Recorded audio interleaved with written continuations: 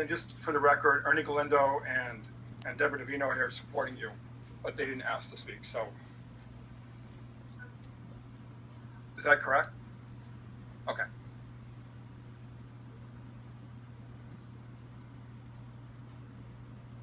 Do you have a presentation that you want to slides? Why don't we have someone else go and you can get that set up maybe? It's a Word document. It's just, I don't know if you can read along. Otherwise, I can just email well, you know what it you can do is you can just email it to us, or we can just download it for the record and we can have it. I can do that. Great, thank you. Okay. My name is Gwendolyn Kessler. I live at 1222 Florida Street here in Imperial Beach. I'm a mother. I have 3 children here in the school district, and I have lived here for about 10 years. I'm here today to talk about Wallys.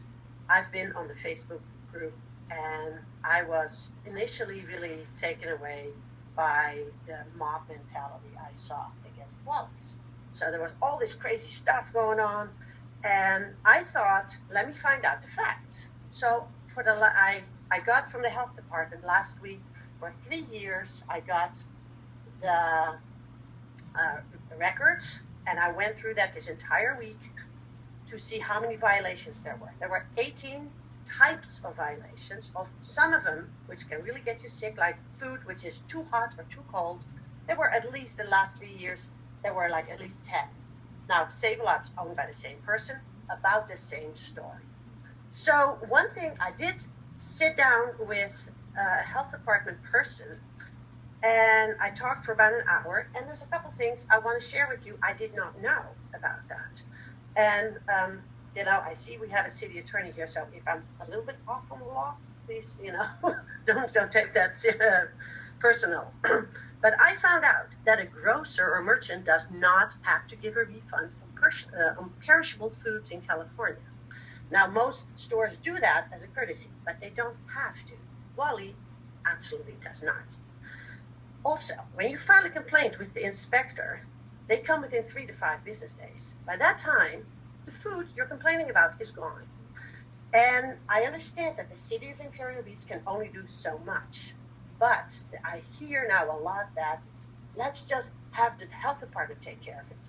But they are so limited. They're a lot more limited than you think. And what the city of Imperial Beach can do is they can be creative with drafting new customer-friendly ordinances, which maybe can bend, or tweak a little bit how a person like Wally can do business.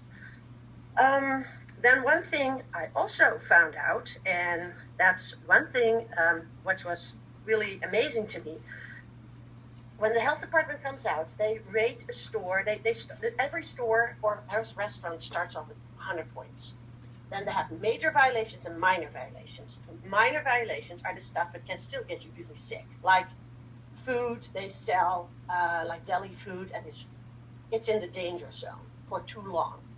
Now, when they come, and I know I'm almost at 3 minutes, but I might go a little bit over. Councilor, do you want another minute? Yes, speak? please. Okay. When they come in, the health department cannot give any fines. It's not allowed. So what you get is that if a merchant or a store doesn't comply with the next inspection, then they might be charged a reinspection fee of $142. Don't they? Again, if they don't do it right, might be an administrative hearing. They might be charged $300 or $400. It's up to the discretion of the health department. At the same time, that is nothing. There is no incentive for anybody who doesn't want to comply to really, do anything. So that was a major concern, what I found. And then also, I find that we deserve a good store in Imperial Beach. We deserve a store where somebody is a member of the Chamber of Commerce, where somebody puts on events, like Katie's Cafe put on a surf competition. The last, what was it? Somebody was just talking about the last... Would you like to wrap up? Okay. I'm giving you 4 minutes. I still think that we need somebody who's part of the community, not somebody who just takes our money and goes to El Cajon and builds a big house for themselves.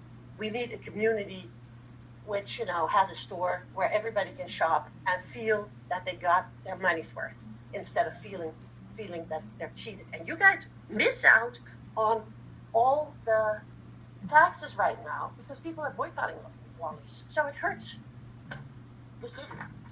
Thank That's you it. very And much I for will that email update. this to I you. appreciate it. I look forward to seeing your report. Thank you. Aaron Ruiz?